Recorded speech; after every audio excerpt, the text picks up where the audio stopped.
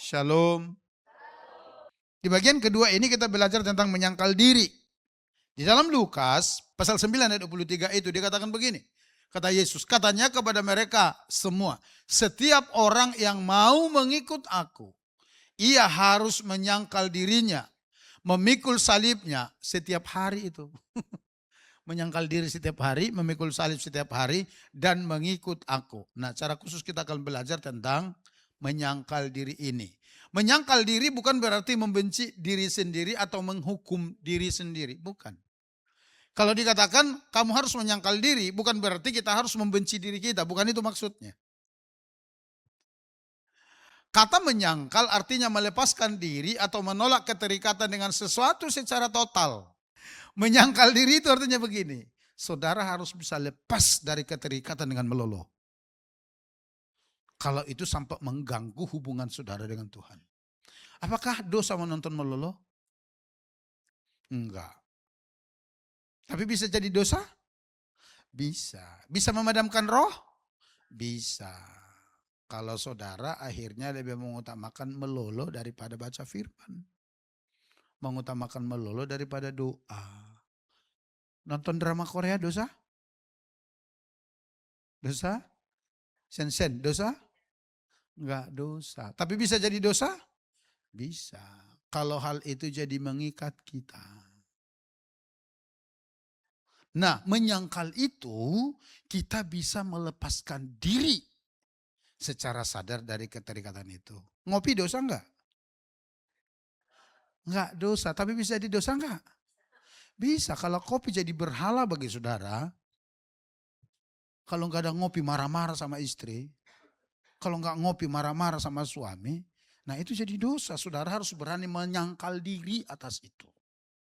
Itu maksudnya menyangkal diri. Kerja dosa enggak? Enggak dosa. Kalau kita baca dalam kitab Kejadian, ketika dikatakan usahakanlah semuanya, itu berbicara bekerja itu artinya ibadah loh. Tapi bekerja bisa jadi dosa enggak? Bisa. Kalau saudara jadi gila bekerja sampai lupa membangun hubunganmu kepada Tuhan. Nah, kata menyangkal itu artinya melepaskan diri kita dari sana. Menolak keterikatan itu. Kalau saudara bilang ngopi dosa, waduh saudara saya yang paling berdosa kalau begitu. Karena saya itu ngopi sekali sehari.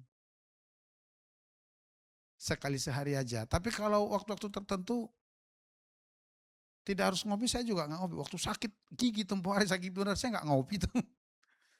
Nah artinya saya tidak sampai diperbudak itu. Dan saya tetap jaga, saya batasin saudara. Nah menyangkal diri adalah respon setelah mengambil keputusan dengan rela mau mengikuti Yesus. Artinya begini, minggu lalu Yesus mengundang setiap kita yang percaya kepadanya untuk mengikut dia. Setelah kita berkata, iya saya mau ikut, maka langkah berikutnya yang harus kita sikapi adalah menyangkal diri ini. Yang harus ada pada kita, Bapak Ibu. Nah, di dalam terjemahan sederhana Indonesia, kata menyangkal diri itu dikatakan begini, setiap orang yang mau mengikut aku, ia harus melupakan kepentingannya sendiri. Kayaknya ini lebih jelas ya, lebih sederhana, lebih kita mengerti. Ya toh saudara? Artinya melupakan kepentingannya sendiri, melupakan kepentingan kita sendiri. Jadi menjadi murid Kristus itu berarti seseorang tidak lagi menjadikan dirinya sebagai pusat dan pemilik hidupnya sendiri. Tidak lagi menjadikan keinginan, kenyamanan, dan kepentingan pribadi sebagai pusat kehidupan kita. Kita tidak lagi menjadi orang yang egosentris. Apa-apa kepentingan kita, apa-apa kemauan kita. Atau menyangkal diri itu sama dengan menyerahkan hidup sepenuhnya kepada Tuhan agar dipakai bagi kehendaknya dan menjadi berkat bagi orang lain. Ini ayat-ayatnya ada di sini ya. Bukan berarti kita tidak boleh menjadi diri kita sendiri dengan keunikan dan kepribadian masing-masing. Bukan berarti seperti itu. Nanti kalau seperti itu konsepnya, potensi yang Tuhan berikan dalam diri kita itu bisa hilang. Bisa nggak berfungsi. Menyangkal diri itu bukan berarti lalu menyingkirkan segala potensi keunikan. Masing-masing kita ini kan unik nih. Yang Tuhan taruh di dalam diri kita. Kita ini kan gak ada yang sama Bapak Ibu. Yang kembar aja gak sama. Mirip-mirip boleh. Dari mana kita bisa tahu? Dari sidik jari orang. Saat ini penduduk bumi hampir 8 miliar. Enggak ada yang sama sidik jarinya. Masing-masing punya sidik jari. Nah, karena Tuhan menciptakan kita, ya hanya kita dan unik. Nah, keunikan itu enggak boleh sampai hilang dari dalam diri kita. Bukan berarti kita tidak boleh punya keinginan. Bukan berarti tidak boleh punya rencana. Bukan berarti tidak boleh menikmati berkat Tuhan. Bukan itu maksudnya. Menyangkal diri adalah menundukkan setiap keinginan kepada kehendak Kristus dan menjadikannya pusat kehidupan kita. Kita masih memiliki keinginan? Masih. Kita masih memiliki perencanaan? Masih. Kita masih memiliki program? Masih. Tetapi yang Tuhan mau katakan begini, di dalam semua perencanaan saudara, dalam semua keinginan saudara, coba tanya Tuhan lah. Tuhan, apakah ini sesuai dengan keinginanmu, sesuai dengan kehendakmu, atau ini hanya mau-maunya saya? Tanya dulu saudara ya. Itu namanya menyangkali diri. Tidak selalu mengikuti keinginan dan kemauan kita. Kalau saya mau katakan, lebih tegas lagi, lebih radikal lagi, menyangkal diri itu artinya begini. Melakukan sesuatu yang kita tidak inginkan. Gampang atau susah? Susah. Tapi kalau kita seorang murid, kita harus sampai di level itu. Ada yang memberikan contoh itu kepada kita? Ada. Siapa? Yesus. Yesus tahu kehadirannya ke dunia ini menjalankan misi Bapa dan dia harus mati di kayu salib. Dia tahu itu. Oleh karenanya ketika dia di Taman Getsemani, dia berdoa. Yesus berdoa lebih dari sekali dia sampaikan permohonan itu kepada Bapa di surga. Dia katakan, Bapa, sekiranya mungkin jauhkanlah cawan ini daripadaku. Tetapi bukan kehendakku, melainkan kehendakmu. Itu penyangkalan diri. Menyerah kepada kehendak Bapa di surga. Punya keinginan? Punya. Tapi kalau itu tidak sesuai dengan kehendak Bapa di surga, kita harus dengan rela hati melepaskan itu. Amin Bapak Ibu. Kenapa begitu? Supaya hidup kita serupa dengan Yesus. Dan saya mau tegaskan, kalau Yesus mengajari kita menyangkal diri, bukan berarti Tuhan mau mencelakai kita. Bukan berarti Tuhan mau mengebiri potensi dalam diri kita, bukan. Tapi yang ada di hati Tuhan itu supaya kita berjalan seirama dengan Dia. Karena akibat dari dosa itu, kita ini sudah terlalu bebas berpikir. Sudah terlalu bebas berkehendak. Bahkan di dalam Yesaya 53:6 dikatakan kita ini seperti domba yang tersesat. Oleh karenanya perlu diarahkan, perlu digembalakan. Dan salah satu cara dimuridkan, dan di dalam pemuridan itu kita diajar menyangkali keinginan kita. Artinya tidak selalu menuruti, mengikuti keinginan kita. Amin Bapak Ibu ya. Jadi apakah kita masih boleh bercita-cita? Boleh. Tapi di atas semuanya itu kita harus bawa kepada Tuhan. Tuhan, saya mau jadi dokter. Kira-kira boleh enggak ya? Sesuai enggak? Kalau Tuhan katakan maju, maju aja. Biar banyak tantangan. Karena di sana pasti ada kemenangan. Tapi kalau Tuhan tidak setuju, Tuhan mau saudara jadi akuntan, jangan langgar. Karena nanti saudara pasti enggak maksimal di sana. Lepas aja itu sekalipun itu keinginan kita. Masuk aja. Di kampus di mana di sana ada jurusan akuntansi. Supaya saudara menjadi seorang akuntan. Karena di sana saudara akan maksimal. Mungkin Tuhan menitipkan sesuatu di dalam saudara yang lebih tentang akuntan. Seperti itu maksudnya. Nah, sekarang bagaimana caranya untuk menyangkal diri? Kita bisa mempraktekkannya setiap hari. Yang pertama kita lihat. taat membaca, merenungkan, dan melakukan firman Tuhan setiap hari. Dimulai dulu dari situ. Disiplin diri saudara untuk membaca firman.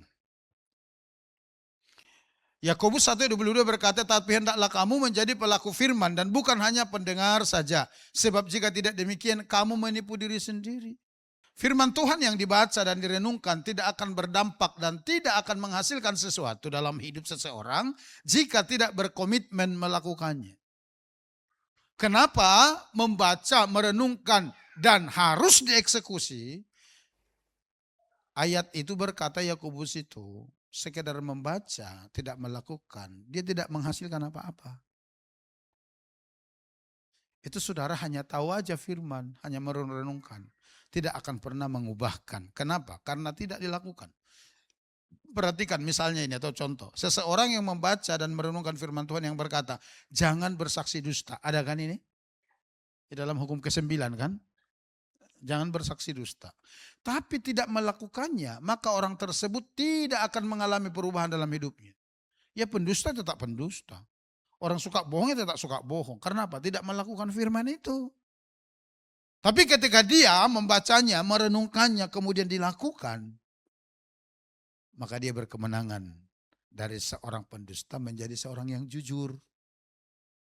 Firman Tuhan itu mengubahkan di dalam kehidupan setiap kita yang percaya kepada Tuhan. Bapak Ibu ingat 2 minggu lalu ya, Pastor Daniel Ras sampaikan. Ada 3 hal yang perlu kita lakukan untuk menjaga api tetap menyala. Yang pertama, doa. Yang kedua, firman Tuhan. Yang ketiga, mezbah. Harus perbaiki mezbah. Yang kedua itu yang firman itu saudara masih ingat konsepnya? Di dalam Yohanes 15 ayat 7 itu coba lihat. Perhatikan, Yesus berkata begini, jikalau kamu tinggal di dalam aku dan firmanku tinggal di dalam kamu, mintalah apa saja yang kamu kehendaki dan kamu akan menerimanya. Perhatikan syaratnya, jikalau kamu tinggal di dalam aku. Apa artinya tinggal di dalam Kristus? Tinggal dalam Kristus artinya begini, kita mengambil keputusan dengan kesadaran kita, mau percaya kepada Yesus dan menyerahkan hidup kita kepadanya. Amin. Menerima Tuhan sebagai Tuhan dan Juru Selamat dalam kehidupan kita. Tapi kita masih belum melihat jawaban doa. Kenapa? Sudah tinggal di dalam Tuhan ini. Sudah percaya Yesus. Tapi kok saya berdoa enggak dijawab? Ada apa? Ini masalahnya. Firmanku tinggal di dalam kamu. Jangan langkahin ini. Di sini dikatakan jikalau kamu tinggal di dalam aku. Jangan langsung mintalah apa saja. Enggak begitu urutannya. Urutannya ada. Tinggal di dalam Kristus dan firman-Nya tinggal di dalam kita. Apa artinya firman tinggal di dalam kita? Artinya begini. Ada firman di hati saudara dan saudara hidupi firman itu. Itulah yang menarik segala sesuatu yang Tuhan sediakan bagi kita itu kita alami. Amin. Saudara boleh tinggal di dalam Kristus, tapi kalau saudara tidak punya firman, saudara tidak menghidupinya, saudara tidak akan mengalami apa-apa. Apakah karena Tuhan pelit? Apakah karena Tuhan tidak menyediakan? Bukan begitu kata Alkitab. Yesus berkata ketika dia mati di kayu salib, Yohanes 19 berkata begini, sudah selesai. Apa yang selesai? Hutangmu sudah selesai dibayar lunas. Loh, kalau hutang kita sudah selesai dibayar lunas, kenapa saya berdoa saya tidak menerima jawabannya? Pertanyaannya, adakah firman di hatimu? Adakah engkau menghidupi firman? Salah satu contoh saya kasih begini. Saudara berdoa, Tuhan berkati aku, berkati aku. Tapi saudara tidak mau melakukan firman yang berkata begini. Orang yang menabur akan menuai. Berilah, maka kamu akan diberi. Orang yang menabur banyak, menuai banyak. Tapi saudara pelitnya sampai ke langit tingkat ketiga. Langit tingkat ketiga itu sorga. Sampai ke sorga pun saudara tetap pelit. Tetap kikir. Bagaimana saudara mau menerima sesuatu yang lebih? Karena saudara bertentangan dengan karakter Kristus. Saudara bertentangan dengan karakter Allah. Kenapa saya katakan bertentangan? Allah kita itu kasih. Allah kita itu Allah yang memberi. Bahkan putranya yang tunggal. Yesus Kristus dikorbankan demi saudara dan saya. Masa hanya untuk memberi bagi pekerjaan Tuhan saudara perhitungan. Itu yang mengunci berkat itu enggak turun dalam hidupmu. Saya paham itu? Sudah ngerti itu? Bukan Tuhan tidak sediakan, bukan Tuhan tidak adakan, bukan Tuhan tidak berkata, nah ambil. Bukan itu. Semua sudah Tuhan sediakan. Tapi mengembalikan persepuluhan saudara aja, saudara perhitungan.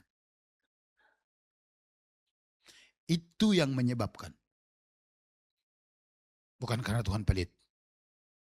Buktinya, kenapa ada orang lain yang melakukannya diberkati? Di Komsel Laskar Kristus itu hari Jumat yang lalu saya hadir. Saya tanyain mereka-mereka. Semenjak Anda kenal Tuhan dan mulai melakukan firman Tuhan, apakah saudara jadi bangkrut atau semakin diberkati? Makin diberkati, Pak. Kalau ada teman kita semakin diberkati dan kita tidak diberkati, ada persoalan dalam diri kita. Halo? Dan saya mau beritahu saudara punya potensi berujung pada kekecewaan nanti. Karena saudara mulai membanding-bandingkan. Orang lain diberkati kok saya enggak. Loh, kuncinya diberikan kepada saudara, saudara enggak pakai. Kan itu saudara. Hukumnya semua kan ada dalam Alkitab. Enggak terjadi begitu aja. Memang Bapak Ibu kita udah terlalu dininabobokan sama beberapa pengajar. Yang penting percaya Yesus. Sehingga semuanya langsung terlihat aman. Apa begitu kata Alkitab? Enggak begitu. Tapi karena kita diajar seperti itu sebabnya banyak orang salah menghidupi kehidupan. 1 tahun, 2 tahun, 3 tahun, puluhan tahun menjadi orang Kristen enggak berubah-berubah hidupnya. Kenapa? Karena enggak diajari hidup sesuai dengan firman. Apakah kita salah diberkati? Enggak salah. Tapi melalui prosedurnya. Semua ada dalam Alkitab. Amin. Itu sebabnya penting sekali ada firman di dalam hati kita. Coba aja lakukan. Anak Komsel saya bulan lalu ada bersaksi begini di Komsel. Kan Bapak khotbah sampaikan firman Tuhan berkata, ujilah aku. Apakah aku tidak akan membukakan tingkap langit surga di atasmu? Benar Pak, saya uji. Saya berdoa pagi itu. Tapi tentu beliau melakukan bagiannya, tahu saudara. Karena ayat itu kan berbunyi seperti itu hubungannya dengan persepuluhan. Beliau lakukan bagiannya. Lalu pagi itu sebelum beliau buka toko, kalau Tuhan, aku mau uji firman-Mu. Benar tidak sih seperti aku katakan? Aku mau lihat hari ini orang yang datang belanja di sini. Beliau bersaksi begini, saya baru buka pintu toko, udah ada orang antri di depan. Nunggu toko dibuka.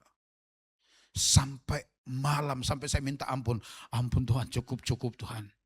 Kalau saya turuti, sampai jauh malam mungkin. Kecapean saya Pak. Saudara ngerti maksudnya? Halo? Itu karena ada firman dihidupi. Jadi enggak terjadi bim salah bim, langsung terjadi semuanya. Enggak, itu tukang sulap Bapak Ibu. Saudara mau kaya mendadak di dalam sekejap dalam satu malam. Itu saudara kebanyakan nonton rajin. Raja judi. Ya kan? Raja judi hanya bawa 2 koin ke kasino. Sampai kasinonya diambil alih sama dia dalam waktu singkat. Itu ada di Melolo, di Alkitab enggak ada Bapak Ibu. Itu masalahnya. Tapi ada banyak orang terkesima dengan itu, tertarik dengan itu. Sehingga seolah-olah seperti itu. Bapak Ibu. Saya berharap jemaat GBI sama Putu Sibong enggak ada yang terlibat dengan judol. Ya, kalau ada saya mau katakan bertobat Anda. Karena sampai kemanapun saudara tidak akan pernah bisa menang. Saya mau sampaikan itu. Kenapa? Judol itu sistem. Judol itu program. Ada adminnya yang mengotak-atiknya. Ngerti ya? Saudara mau lawan sistem. Ketika taruhan saudara cuma 100-200 ribu, dia kasih saudara menang. Begitu saudara timpa 5 juta, pak, ditarik uang saudara. Sistem. Kita perlu berdoa untuk orang-orang yang terikat seperti itu. Enak kok menang kok segala macam. Yang namanya judul togel, berubahlah dari sana. Sehingga nanti semua bisa terjual. Sertifikat tanah terjual, BPKB mobil tergadai. Bahkan ban serap mobil juga terjual. Hanya karena judul. Enggak ada itu saudara. Saudara mau diberkati, lakukan firman. Pasti. Itu janji Tuhan, itu kuncinya. Amin. Jadi enggak ada yang langsung tiba-tiba saudara ya. Yang kedua, taat kepada Roh Kudus dan menolak keinginan daging yang bertentangan dengan firman Tuhan. Galatia 5 berkata begini, jikalau kita hidup oleh roh, baiklah hidup kita juga dipimpin oleh roh. Kenapa ini penting? Karena keinginan daging adalah maut, tetapi keinginan roh adalah hidup dan damai sejahtera. Next. Ayat 7. Sebab keinginan daging adalah perseteruan terhadap Allah. Karena ia tidak takluk kepada hukum Allah. Hal ini memang tidak mungkin baginya. Ayat 8. Mereka yang hidup dalam daging tidak mungkin berkenan kepada Allah. Intinya saya mau katakan demikian. Kalau saudara hidup terus menuruti keinginan saudara, saudara sedang membangun permusuhan dengan Tuhan. Sedang membangun. Kenapa? Dari mana? Ini. Sebab keinginan daging adalah, apa kata lain perseteruan? Permusuhan, perselisihan. Jadi kalau saudara terus mengikuti keinginan saudara tanpa saudara sadari, engkau sedang membangun permusuhan dengan Tuhan. Dan orang yang terus hidup dalam kedagingan itu dikatakan tidak mungkin berkenan kepada Allah. Kepada siapa firman ini disampaikan? Jemaat di Roma, gereja Tuhan yang sudah lahir baru, yang sudah di dalam Tuhan. Artinya begini, orang yang sudah di dalam Yesus ada kemungkinan kedagingan. Oleh karenanya diingatkan, ikuti tuntunan roh.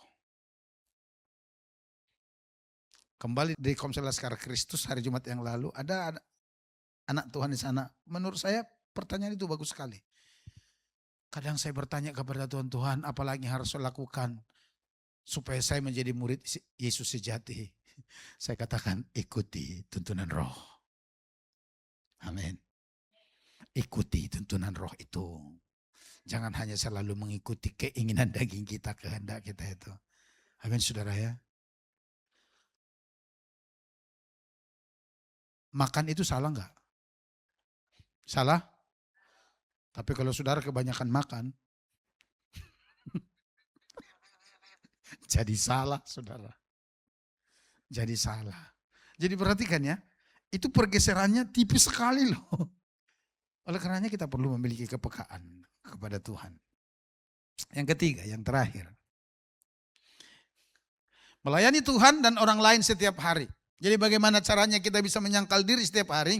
Biasakan diri saudara melayani Tuhan dan orang lain setiap hari. 1 Petrus 4 ayat 10 berkata, layanilah seorang akan yang lain sesuai dengan karunia yang telah diperoleh tiap-tiap orang sebagai pengurus yang baik dari kasih karunia Allah. Kolose pasal 3:23 berkata, apapun juga yang kamu perbuat, perbuatlah dengan segenap hatimu seperti untuk Tuhan dan bukan untuk manusia. Kenapa ini penting? Kenapa perlu melayani Tuhan dan sesama? Karena secara manusia, tabiat daging manusia itu selalu minta dilayani. Selalu minta diperhatikan. Bagaimana kita menyangkali itu? Berikan diri saudara melayani Tuhan dan layani yang lain. Saudara akan dilatih untuk menyangkal diri saudara. Amin.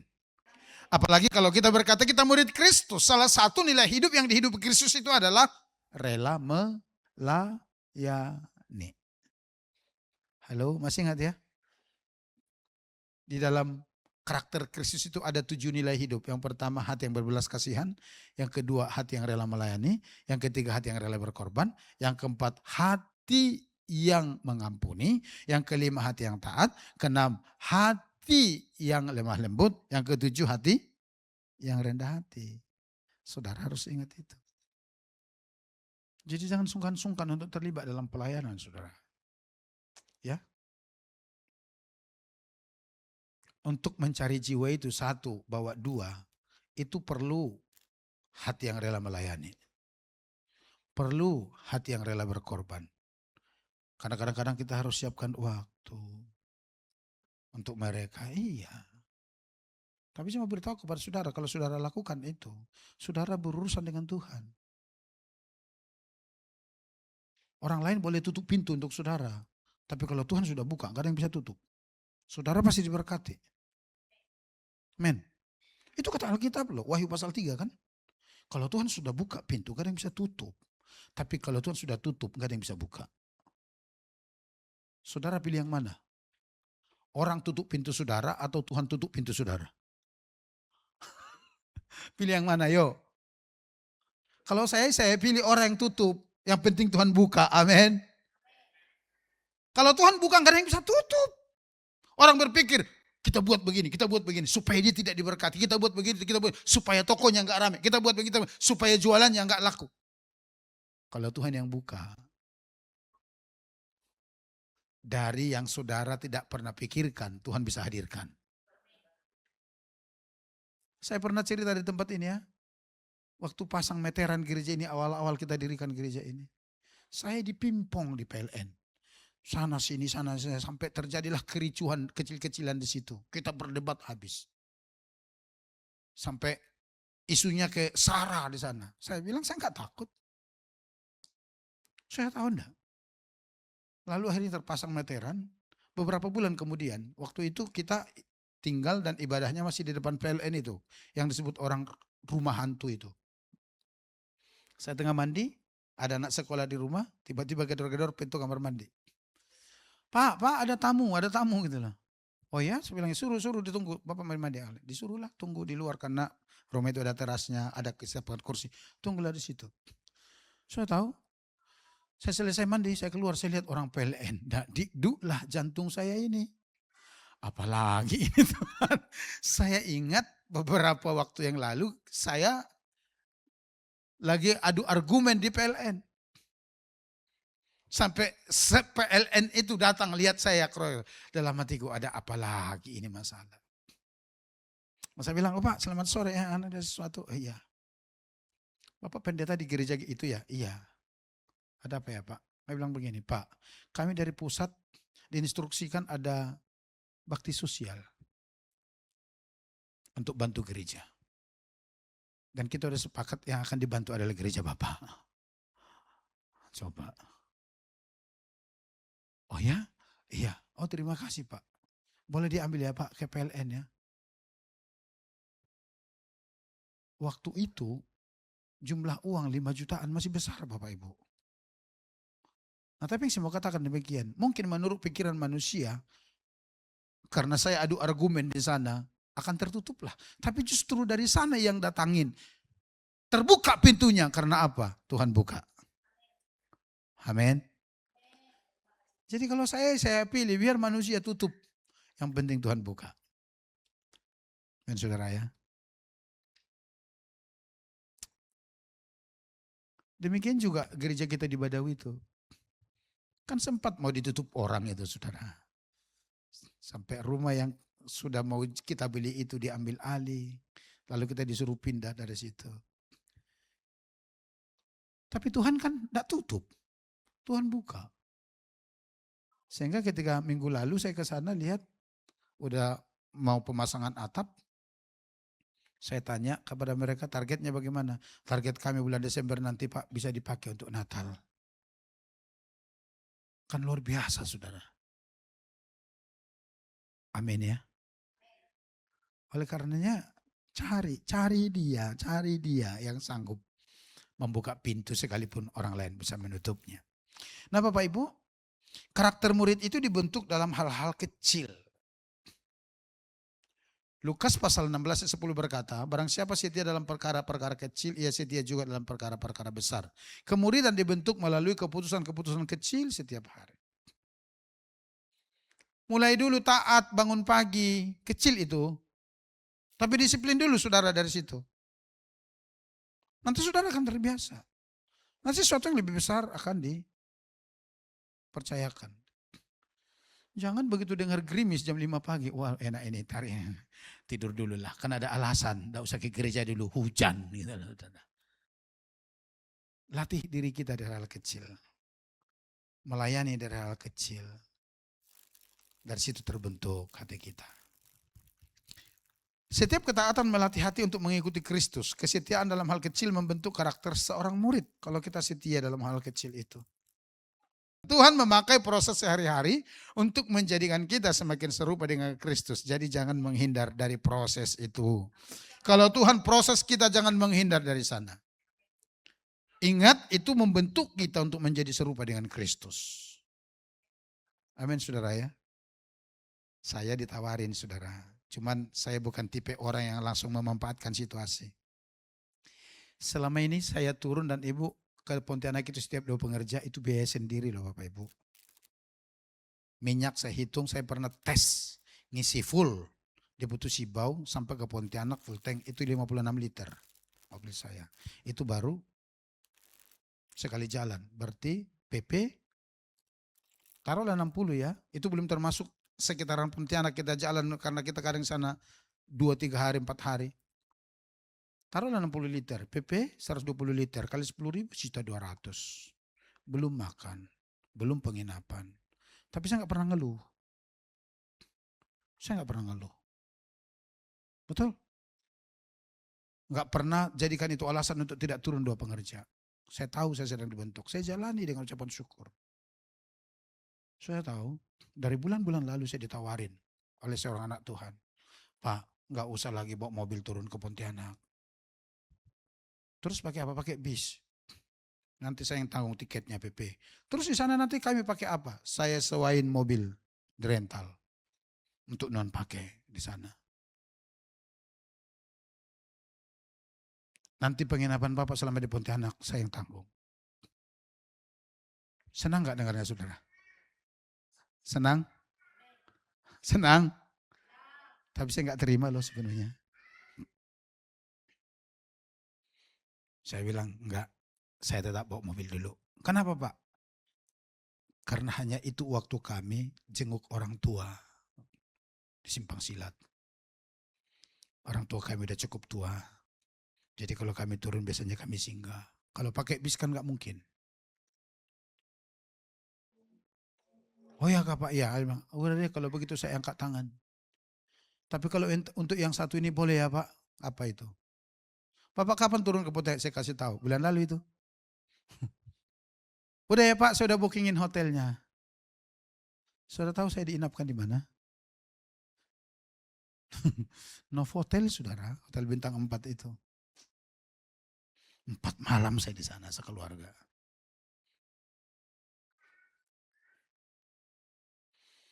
Saya bilang jangan sering-sering. Nanti kalau saya ke Pontianak saya tidak mau kasih tahu lagi. Karena saya bukan tipe orang yang langsung ambil kesempatan dalam hal seperti itu. Itu bukan tipe saya. Bukan. Ditawarin, ditawarin. Dosa enggak sebenarnya.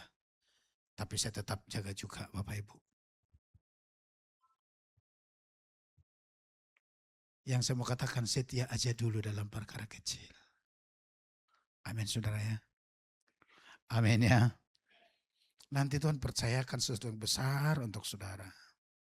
Itu setiap kita. Enggak ada yang terjadi langsung ke atas. Enggak ada. Semua by proses. Kalau saya mau ambil enak dong. Tinggal naik bis sampai Pontianak bangun. Semua ditanggung.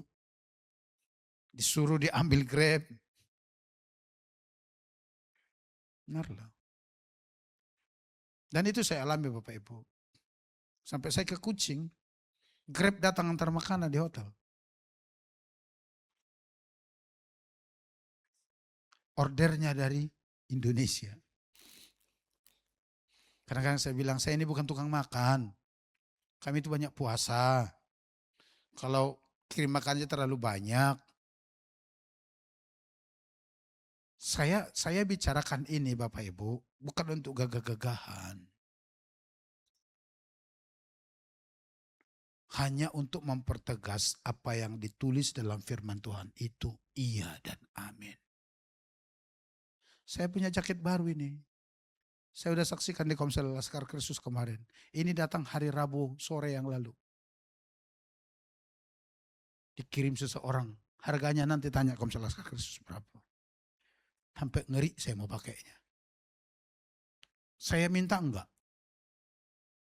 Saya paling enggak pernah minta kalau untuk kebutuhan saya. Enggak pernah.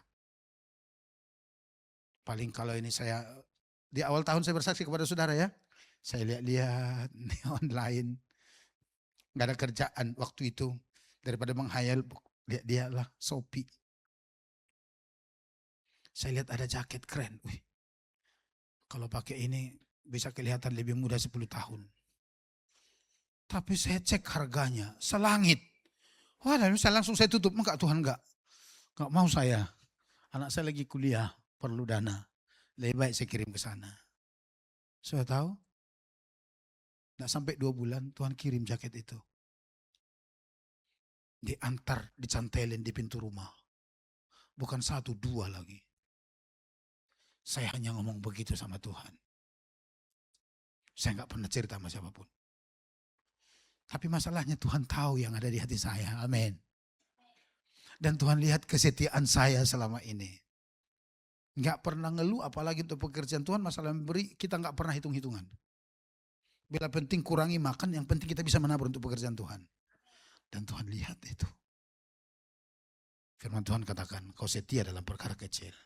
Tuhan berikan perkara yang besar dalam hidupmu. Amin. Biarlah kita menjadi orang-orang yang setia kepada Tuhan. Biar kita memiliki hati murid. Biar kita menyangkal diri setiap hari. Supaya kita menjadi seperti Kristus dan dengar. Ketika hidup kita menjadi seperti Yesus. Apa yang Bapa punya. Itu adalah kepunyaan saudara. Yang percaya katakan amin.